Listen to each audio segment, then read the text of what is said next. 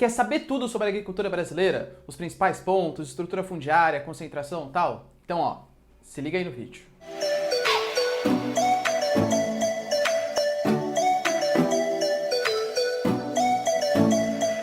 Fala galera, beleza? Vocês também tá legais, tranquilos de boa? Então tá, ó. Galera, é o seguinte, se vocês querem ter acesso a esse conteúdo, né, de agricultura e tal, e é muito mais sobre geografia, geopolítica, atualidades, notícias, enfim, tudo para se manter sempre bem atualizado e entender esse mundão, mandar bem no vestibular na sua provinha, já se inscreve no canal, deixa seu like e compartilha esse vídeo, que eu, Ricardo, conto muito com a ajuda de vocês, belezinha? Então tá, que aqui você vai ter aula completíssima sobre vários assuntos, prometo para vocês.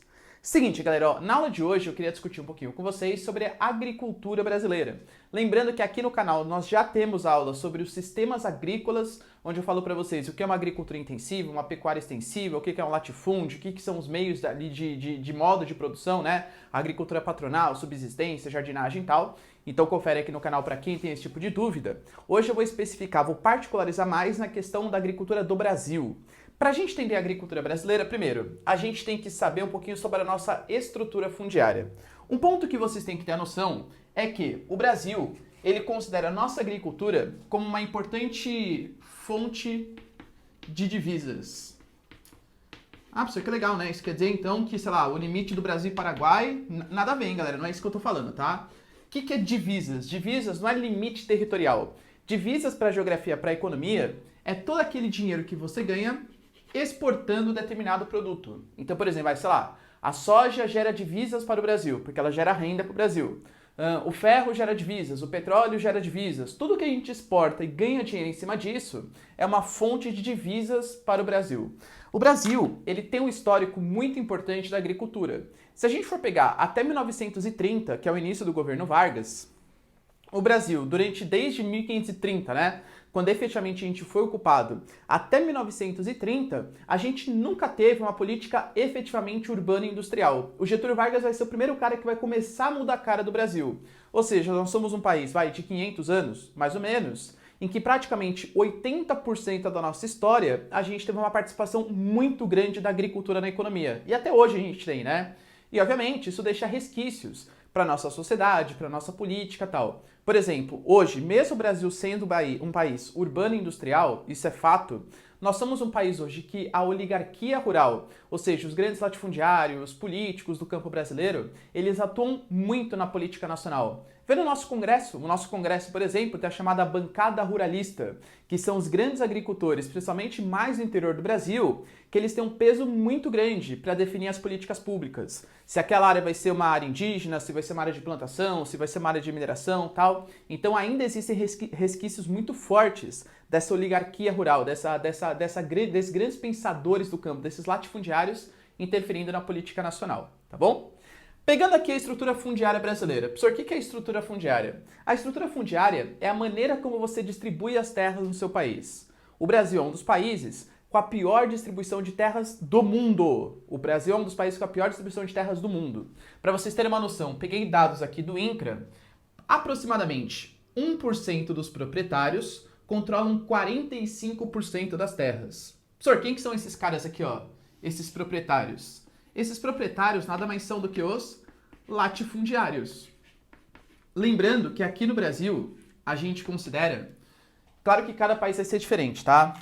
Um terreno até 100 hectares, lembrando que um hectare equivale mais ou menos a um campo de futebol, porque um hectare é 10 mil metros quadrados. Aqui no Brasil nós temos um hectare, até 100 hectares, um minifúndio, de 100 a 1.000 hectares, uma média propriedade, e acima de 1.000 hectares, a gente já pode considerar um latifúndio. Ou seja, geralmente a galera que mora em cidade não consegue se ligar muito nisso, né? Mas 100 campos de futebol aqui no Brasil é considerado um minifúndio. Pessoal, mas é gigantesco. Imagina 100 Itaquerão. Itaquerão é o estádio do maior time, né? O melhor time aí do Brasil. Imagina isso. 100 Itaquerões, 100 Arenas Corinthians. Isso é uma pequena propriedade? Para o Brasil, sim. Claro que no Japão, que é um espaço bem menorzinho, tem menos áreas de cultivo, para eles, acima de 50 hectares já pode ser considerado um latifúndio.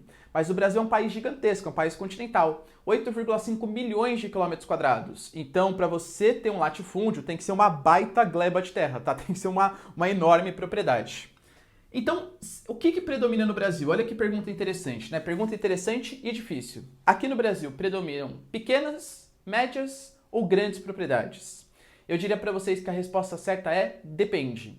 Como assim, professor? Depende. Depende. Você está falando que predomina em número de propriedades ou em área ocupada?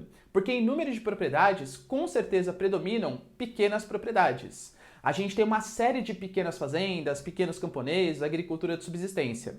Só que se você somar essas várias pequenas propriedades, a área que elas ocupam é infinitamente menor do que a área que os grandes proprietários ocupam.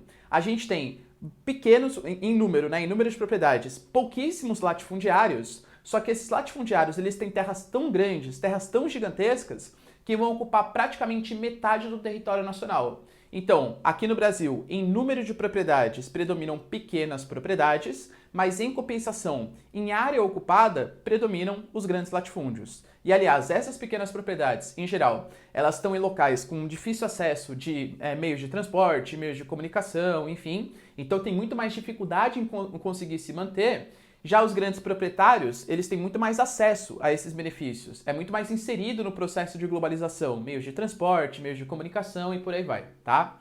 E tem um pequeno probleminha nisso, né, que a gente já vai discutir aqui na aula. Mas então, ó, primeira coisa, por que a gente pode falar que quais são os motivos dessa grande concentração fundiária? Eu diria para vocês que são dois principais.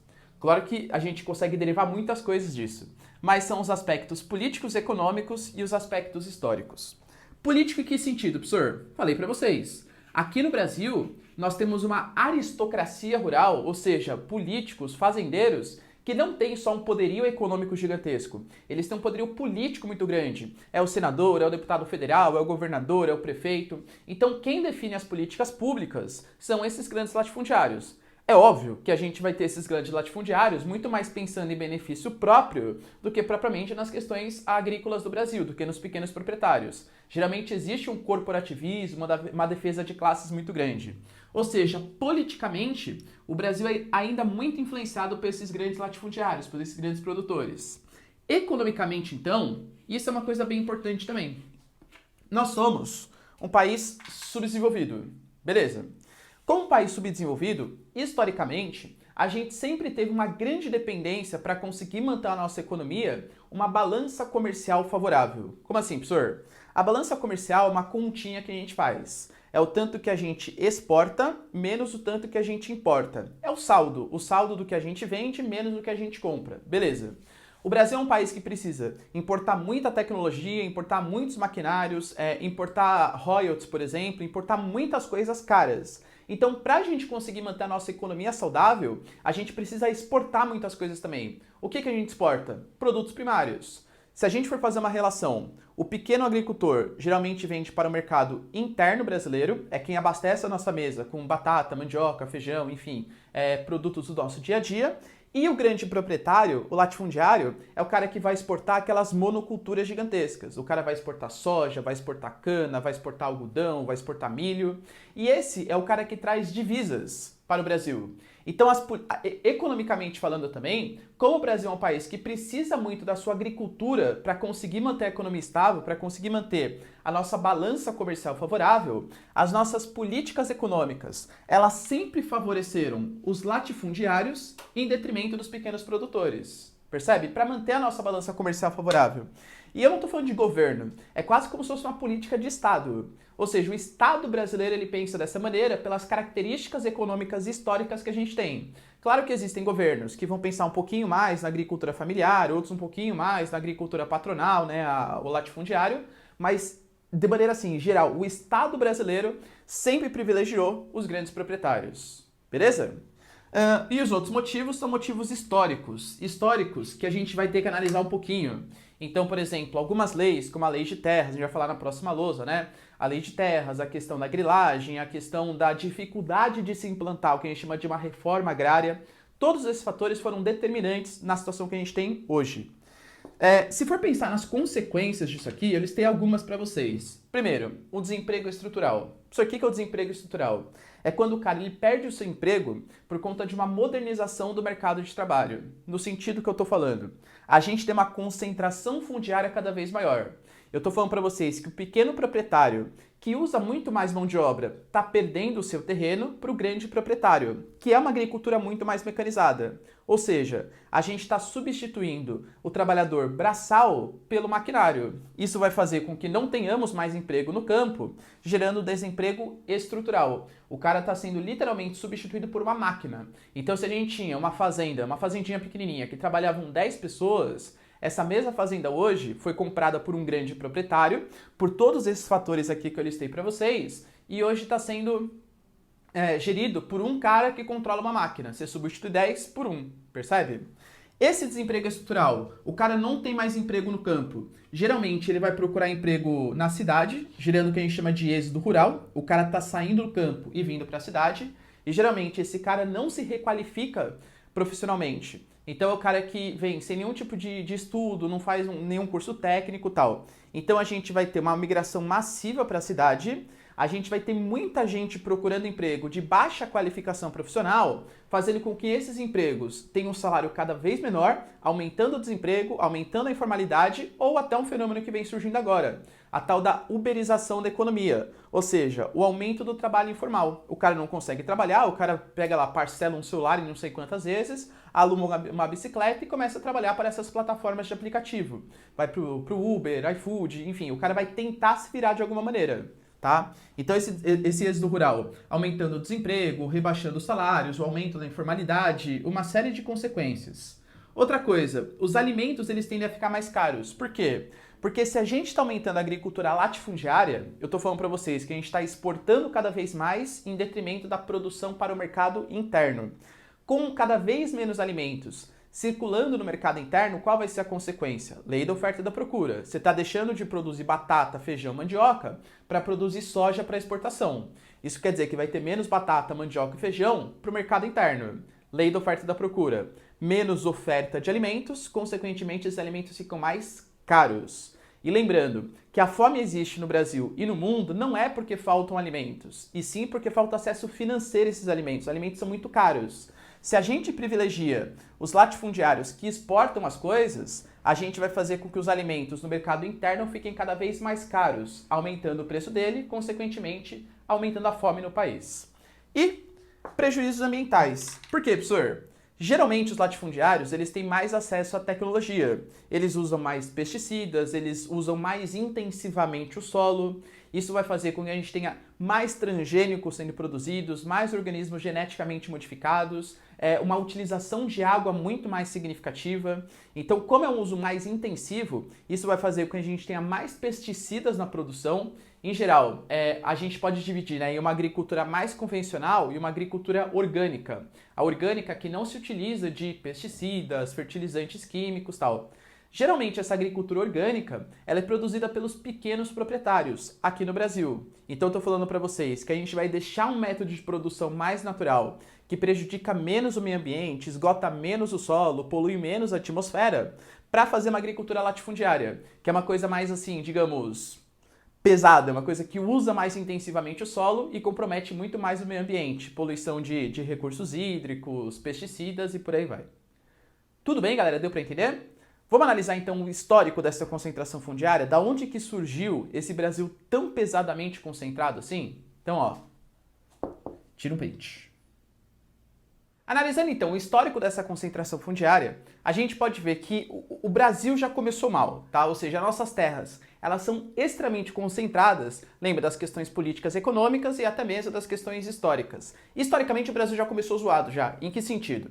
Eu vou dividir para vocês em alguns períodos da nossa história. Obviamente, minha ideia não é dar uma aula de história aqui para vocês, e sim fazer vocês entenderem o processo da concentração fundiária no Brasil. Se a gente for pensar, olha isso, ó, de 1530 a 1822, aqui eu não coloquei 1500, porque de 1500 a 1530 o Brasil praticamente nem foi ocupado, tá?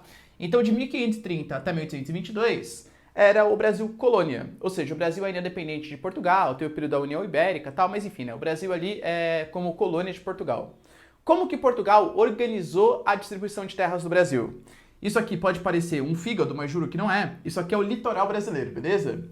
Todo o litoral brasileiro, ele foi dividido em porções. Essas porções chamadas de capitanias hereditárias. Cada uma dessas capitanias hereditárias, que, desculpa, tá? É como se fosse um anacronismo que eu comentei aqui, mas era como se fossem estados no Brasil, tinha o seu capitão donatário, que era uma espécie de governador. Esse capitão donatário distribuía fazendas, né, para quem quisesse, aquelas fazendas gigantescas chamadas de sesmarias. Essas sesmarias, elas eram feitas no esquema de plantation. Olha como o Brasil já começou mal. O que seria plantation? Bem resumidamente, tá? É um sistema de produção no qual há grandes latifúndios, enormes propriedades, mão de obra escrava, monocultora, na época a cana-de-açúcar, né, era o principal produto, e voltado para exportação. Ou seja, o Brasil já começou distribuindo pessimamente as suas terras. Até porque, imagina, para convencer o português a vir para o Brasil fazer algum tipo de plantação, tinha que ser uma coisa muito benéfica para ele. Imagina, na época, né, a gente pega lá no século XVII, século XVIII, o Brasil era nada. Imagina, para convencer o cara para vir para o Brasil, tinha que ser uma ótima oportunidade. Então as condições eram extremamente favoráveis. Vocês estão percebendo que o Brasil, o seu próprio modelo de produção, colônia de exportação, pacto colonial, toda a produção voltada para o mercado externo em enormes propriedades monocultoras, já favoreceu com que o início da ocupação no Brasil fosse a partir dessas monoculturas, fosse a partir desses grandes latifúndios. O Brasil já começou errado na questão de distribuição de terras. E se a gente for analisar o histórico, a coisa só foi piorando ao longo do tempo, tá bom? Ou seja, o início aqui com esse esquema de plantations. Professor, e depois da nossa independência? Antes disso, dá um print.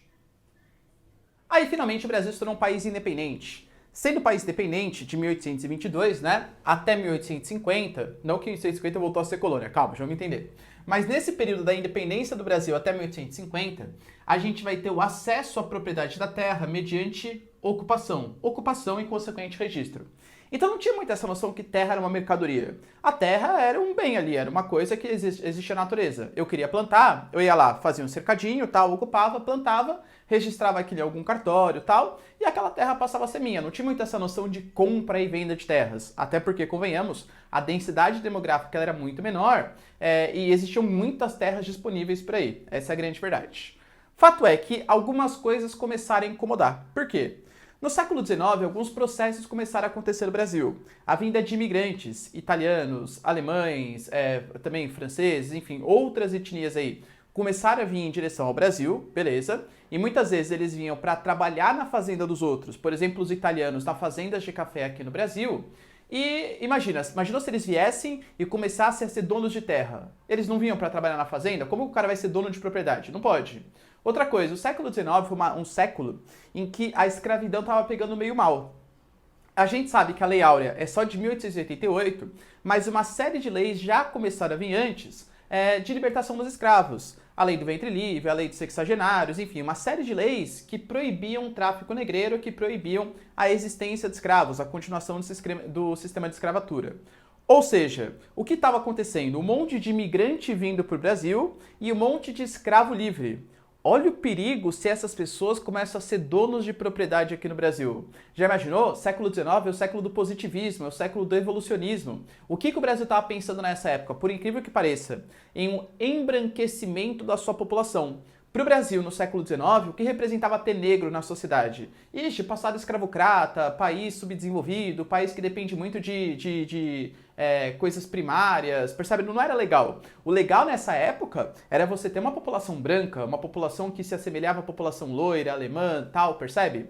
Então, o que o Brasil fez na época, em 1850, para impedir que pobre, imigrante, negro, ex-escravo fosse dono de terra no Brasil, foi a chamada Lei de Terras. Eu sei que é forte, eu sei que é triste falar isso, mas é a realidade brasileira. Foi por isso que o Brasil fez essa lei. O que foi essa lei? Essa lei de terras, ela fazia com que toda terra devoluta, presta bastante atenção nessa palavrinha, porque ela é super importante, tá? Devoluta é sem uso, terra que não está sendo usada, passa a ser propriedade do Estado. Ou seja, lembra que antes você tinha um pedacinho de terra, não tinha noção de mercadoria. Você ia lá, ocupava, registrava, a terra era sua. Agora não. Toda a terra que não está sendo usada passa a ser mediação, passa a ser propriedade do Estado. E para você ter acesso àquela terra, você precisava comprar do Estado. Professor, e se eu não comprasse? Você estava ocupando uma terra estatal e você seria retirado de lá. Como se fosse uma reintegração de posse, digamos assim, tá bom? Ou seja, a terra, a partir desse momento, ela passa a ser uma mercadoria. E se ela é uma mercadoria de compra e venda, só quem tem dinheiro pode ter acesso a ela. Então, de novo, pobre, escravo, negro e imigrante não poderia ter acesso à terra no Brasil. Foi uma das leis mais segregacionistas da nossa história. Uma das leis que mais causou desigualdade social, principalmente na questão do campo. Então a gente já começou mal na questão das sesmarias. Quando dava para melhorar, estava melhorando a ocupação, a gente foi lá e impediu que pobre fosse dono de terra no Brasil. Piorou pela segunda vez. Quais foram as consequências? Primeiro que a gente teve um aumento da desigualdade. Claro, o cara que não tem acesso, não tinha acesso à terra, nem a pequena propriedade, acesso financeiro, nem a pequena propriedade poderia ter aqui no Brasil. E a gente teve o início do processo de grilagem, a falsificação de documentos. Professor, como assim? Vou dar exemplo para vocês, ó. Imagina que nós temos aqui um fazendeiro. Um fazendeiro que tem um terreninho aqui, ó, A, esquemático, beleza? Um terreno A de, sei lá, 100 hectares, vamos colocar? Beleza. Então o terreno dele, 100 hectares. Esse cara já tinha uma terra, só que ele percebeu que seria, na lei de terras, seria o último momento que seria possível ele expandir a sua propriedade sem precisar comprar a propriedade. Então o que ele fez? Ele fez isso aqui, ó. Vou até aumentar aqui, ó. Vazinho. Ele foi lá, deu um migué e fez zéon. Zéon, zéon. Ele expandiu a sua propriedade. Professor, mas pode fazer isso? Não, né? Se ele quisesse fazer isso, agora depois da lei de terras deveria ser mediante algum tipo de pagamento. Só que ele não queria pagar, ele deu um migué. Ele aumentou a sua propriedade para, sei lá, 300 hectares. Professor, mas tem um documento provando que o terreno dele só tem 100 hectares e não 300. Os caras eram malandrões, sabe o que eles faziam? Eles falsificavam um documento, e obviamente, né, o documento falsificado é uma folha novinha, branquinha e tal. Eles pegavam esse documento, colocavam numa caixa e colocavam uma série de grilos nessa caixa. Professor, por quê? Porque quando o grilo ele se sente acuado, ele solta uma substância amarelada. Essa substância amarelada adere ao papel e dá um caráter de envelhecido àquele papel. Então parecia que o papel era mais velho. Essa técnica de falsificação de documentos, como antigamente era feita a partir de grilos, aí ficou conhecido como grilagem. Obviamente, né, até hoje a gente utiliza, tá? Nossa, o cara grilou o terreno. Não quer dizer que ele fez hoje com grilo mais. Ele pode queimar cartório, ele pode comprar o cara que registra terras, tem uma série de jeitos de você falsificar documentos. Mas popularizou, pelo nome que aconteceu na época da lei de terras, o sistema de grilagem, tá bom? Só que olha o problema que aconteceu. A gente teve o cara A que expandiu o seu terreno, beleza. Só que aqui do ladinho tinha o carinha B. O carinha B, que também tinha um terreno de 100 hectares, e resolveu que era hora de fazer uma grilagem também. Ele foi lá e aumentou a sua propriedade. Também aumentou a propriedade para 300 hectares. Ixi, professor, não bom. Exatamente, né? Não bom. Olha o que aconteceu. A gente está tendo o mesmo terreno com dois donos diferentes. Como que a gente resolve isso? Fácil. Na bala. Conflitos. Existem terras que são griladas por 2, 3, 4, 5, até 9, 10 pessoas diferentes. E todos eles têm o registro em cartório que o terreno é deles. Galera, de verdade, se você tem o mesmo terreno que é grilado por 10 pessoas diferentes, que tem 10 pessoas têm o mesmo terreno em papel, em documento, pelo menos 9 grilaram. Talvez os 10 tenham grilado o terreno, tenham falsificado aquele documento. Então, os conflitos que acontecem por terra hoje, entre grandes latifundiários estou falando, tá? Muitos deles vêm lá do período da lei de terras, quando a grilagem aconteceu e várias pessoas foram donas das mesmas propriedades. Eu queria colocar para vocês aqui duas regiões que são as mais conflituosas hoje. Não só entre grandes proprietários, mas entre indígenas e grandes proprietários, pequenos proprietários e grandes proprietários. As duas regiões hoje, que geralmente o vestibular e a provinha vai cobrar de vocês, é uma regiãozinha conhecida como Bico do Papagaio, que fica lá no Tocantins, região norte de Tocantins, e chama-se Bico do Papagaio, porque efetivamente parece um bico de papagaio, tá bom? É a região hoje que mais acontecem mortes de missionários a respeito, por exemplo, de melhor distribuição de terras, porque a fiscalização na região norte ela é muito baixa, ela é muito menor do que na região sul e sudeste. Então, geralmente, o poder que fala é o poder de quem fala mais alto, é de quem tem a melhor arma, uma coisa meio bem forte ainda, bem violenta ainda. E, no sudeste, uma regiãozinha conhecida como Pontal do Paranapanema. Paranapanema, que para quem não sabe, é a porção bem oeste, extremo oeste de São Paulo e norte do Paraná, uma região histórica com muitas grilagens também, Bico do Papagaio e Pontal do Paranapanema, bem tensa essas regiões. Tudo bem? Então tá, galera, ó, tira um print aí e vamos continuar com o nosso histórico. Avançando aí na história do Brasil, né, na discussão da reforma agrária, a lei de terras, então, ela foi péssima, né, para a evolução da nossa sociedade, em questão do aumento da concentração fundiária e tal, e isso fez com que pequenas organizações, influenciadas por um pensamento coletivo internacional, começassem a discutir uma proposta de reforma agrária, uma coisa bem tímida, afinal, né, a gente estava no início do período, início não, né, bem no apogeu ali da República Velha, e a República Velha, todos os governantes tinham um pensamento muito voltado para a agroexportação, principalmente do café, que ali naquele momento, né, no final do século XIX, começo do século XX, era a nossa grande pauta de exportação. Que governante você acha que não tinha uma política industrial, aliás, faziam questão de continuar dependendo muito da Inglaterra, dos países desenvolvidos, dos países europeus, ia discutir uma reforma agrária, privilégio do pequeno proprietário frente ao agroexportador? Não existiu isso. Então, bem no comecinho do século XX e tal, começa a reforçar um ideário justificado por um grupo internacional chamado de Ligas Camponesas. Essas ligas camponesas são cooperativas de agricultores que lutam, que buscam uma melhor distribuição de terras. Uma coisa bem primária, mas que vai dar origem, esse pensamento, é o que vai dar origem a 1984 surgir eles, o MST, que a gente vai discutir ainda na aula, tá? Se eles são bons, são ruins, se a gente tem que ter uma visão tão maniqueísta assim. Mas, então, né, início do século XX, pedem a reforma agrária, principalmente as ligas camponesas, e a gente nunca teve um presidente que efetivamente se dispôs a isso. Passou pela República Velha, passou pelo Getúlio Vargas, passou pelo Dutra, pelo Jânio Quadros, aliás, pelo Juscelino Kubitschek e Jânio Quadros, e depois da renúncia do Jânio Quadros, que assumiu em 1961, a gente vai ter o João Goulart assumindo a presidência.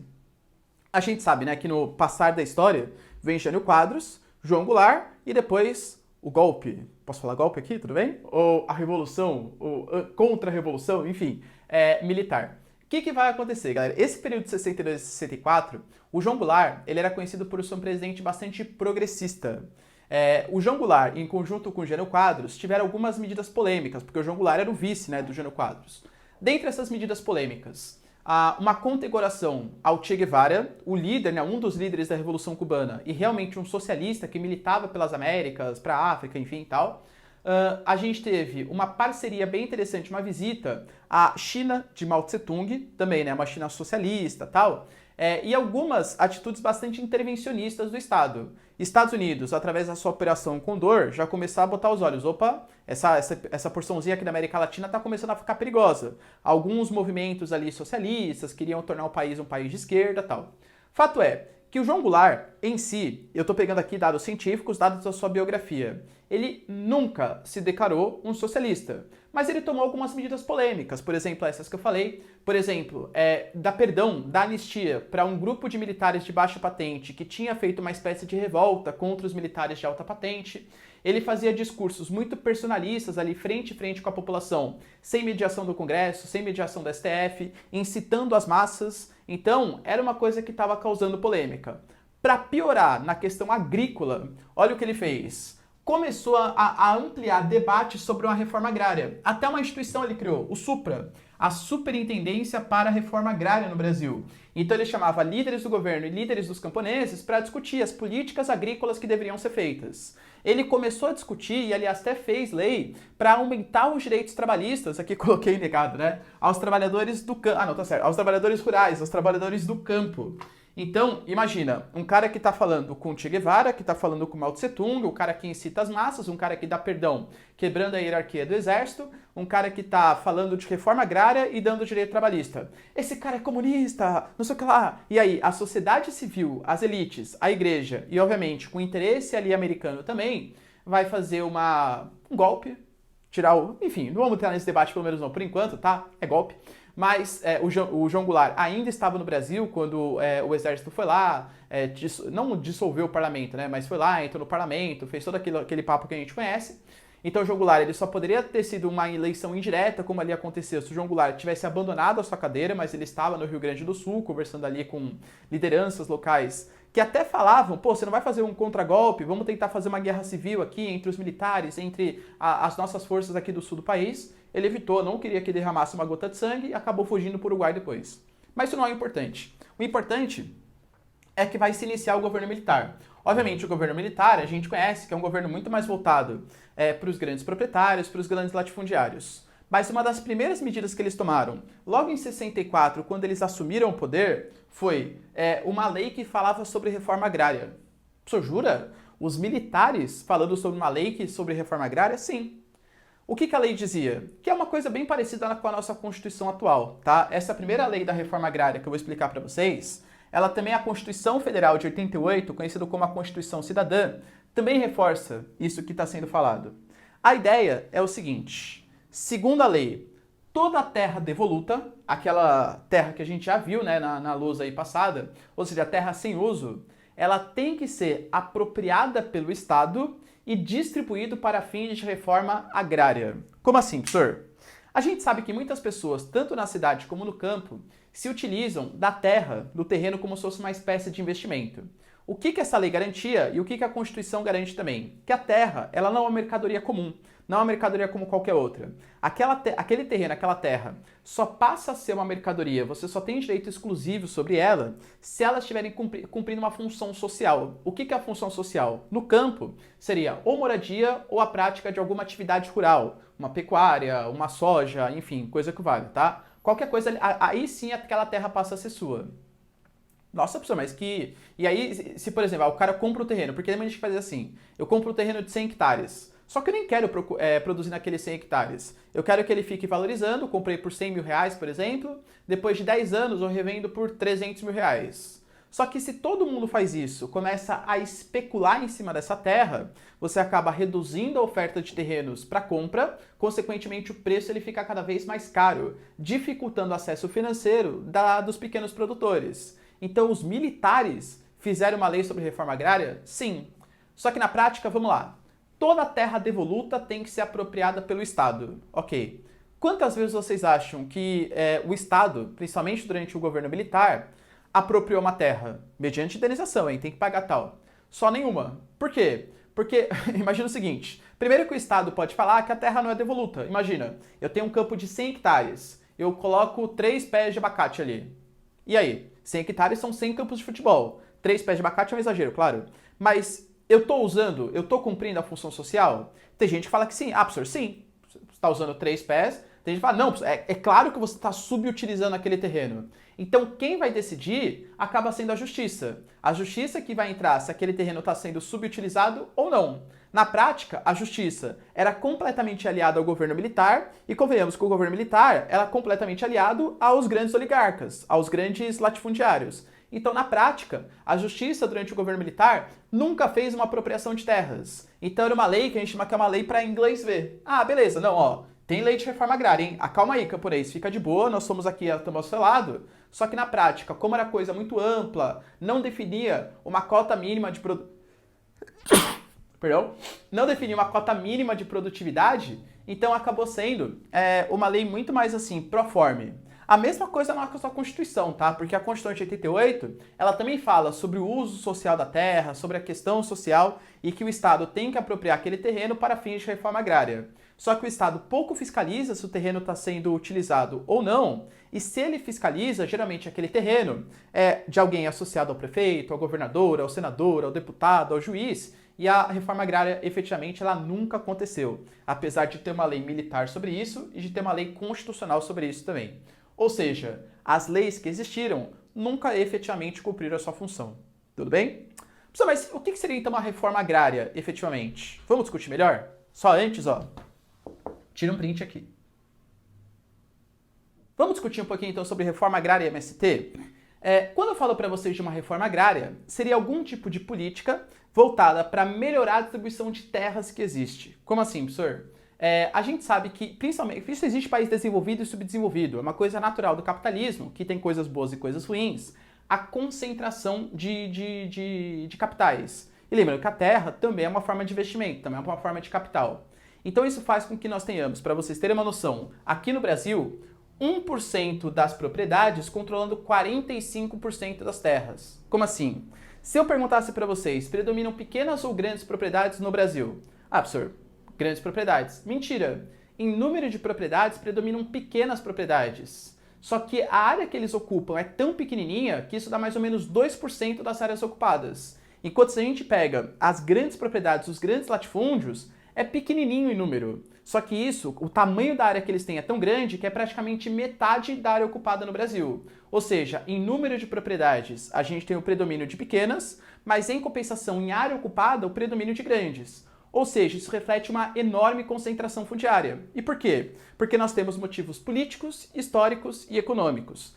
Politicamente, o Brasil ele passou praticamente 400 anos se preocupando somente com a agroexportação, e isso faz, claro, com que nós tenhamos resquícios disso ainda hoje. Os grandes latifundiários têm grande influência na mídia, grande influência nas questões políticas, com o senador, com o deputado, com os juízes. Obviamente, eles fazem parte da nossa oligarquia. A oligarquia rural ainda dita muito as regras. Pensa na bancada ruralista que existe no nosso Congresso, tanto no Senado como na Câmara dos Deputados. A gente pode colocar motivos históricos. O Brasil começou mal, distribuindo as terras de maneira pífia na questão das sesmarias, enormes plantations, enormes propriedades voltadas para a exportação. Quando a gente ficou independente, que poderia melhorar um pouquinho o nosso quadro, em 1850 o Brasil cria a Lei de Terras, que torna a terra uma mercadoria, impedindo com que mais pobres, ex-escravos, imigrantes tivessem acesso à terra no Brasil. Se a gente poderia melhorar um pouquinho no século XX, a gente piorou ainda mais. A única lei, ou uma das principais leis que tangiam sobre reforma agrária foi feita no início do governo militar. E essa lei ela era muito ampla. Ela fazia com que toda a terra devoluta, ou seja, sem uso, passasse a ser propriedade do Estado para fins de reforma agrária. A questão é, o que é uma terra devoluta? Tem cota mínima de produtividade? Quem acaba definindo o que é uma terra devoluta acaba sendo um juiz. E esse juiz, muitas vezes, ele faz parte da oligarquia rural ou tem influências de pessoas que fazem parte da oligarquia rural. Percebe como é difícil? E nas questões econômicas, as políticas públicas, elas sempre foram voltadas para a agroexportação. O Brasil e outros países subdesenvolvidos principalmente, eles sempre tiveram que manter uma balança comercial favorável, ou seja, exportar mais do que importar, baseado na exportação de commodities. Então a gente pega um presidente, qualquer que seja, tá? É muito mais uma coisa de Estado do que de governo.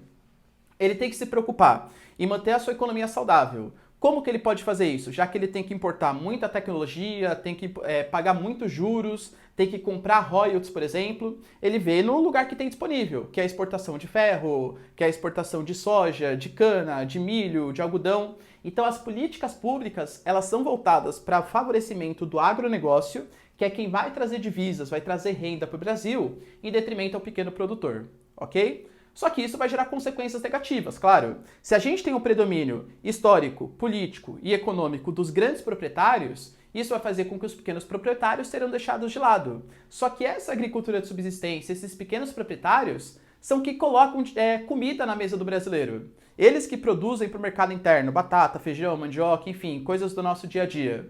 Se eles estão reduzindo cada vez mais sua área, reduzindo cada vez mais a sua produtividade, vai ter menos oferta de alimentos. Consequentemente, o alimento fica mais caro. E lembrando que no Brasil passa-se fome não porque faltam alimentos, e sim porque falta acesso financeiro a esses alimentos, porque as pessoas são pobres, desigualdade social, e porque há um privilégio da agricultura de exportação. Outro motivo, outra consequência negativa é que a agricultura de plantation, essa agricultura patronal voltada para a exportação latifundiária, ela é muito mais favorável à mecanização. Isso vai fazer com que nós tenhamos menos empregos no campo, consequentemente um êxodo rural.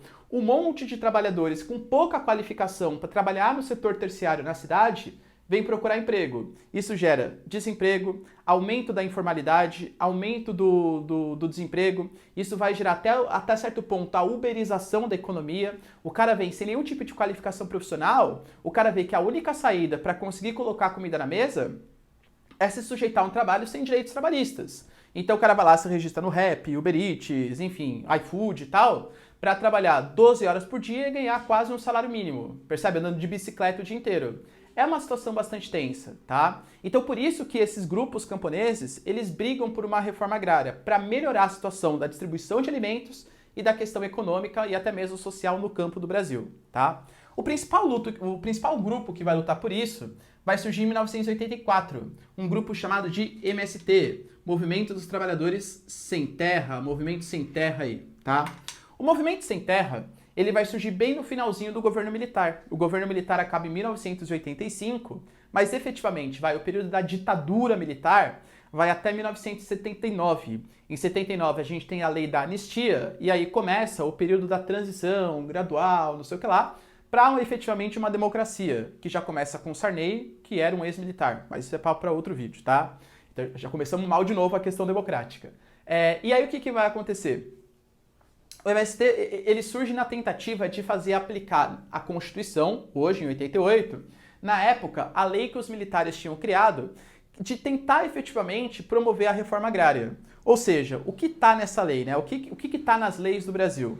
Que toda terra sem uso, toda terra devoluta, ela tem que ser apropriada pelo Estado mediante indenização e ser distribuído pelo Estado para fins de reforma agrária. Ou seja, você não pode ter um terreno de 100 hectares para deixar ele ficar valorizando e revender depois de 10 anos. Porque tem gente que faz isso, né? O cara compra um terreno por 100 mil reais, espera ele valorizar durante 10 anos e depois você vende por 300 mil. Ah, professor, o terreno é meu, eu faço o que eu quiser. Tem gente que pensa assim, beleza. E galera, de verdade, são pontos políticos diferentes. O que a gente está discutindo aqui não é opinião, o que a gente está discutindo é Constituição. Na nossa Constituição é proibido fazer isso. Você não pode usar um terreno como uma mercadoria qualquer. A terra não é mercadoria. A terra, segundo a nossa Constituição, é direito. Então você não pode ficar especulando, esperar ele valorizar para depois revender. Se você compra uma terra, você tem que produzir naquela terra.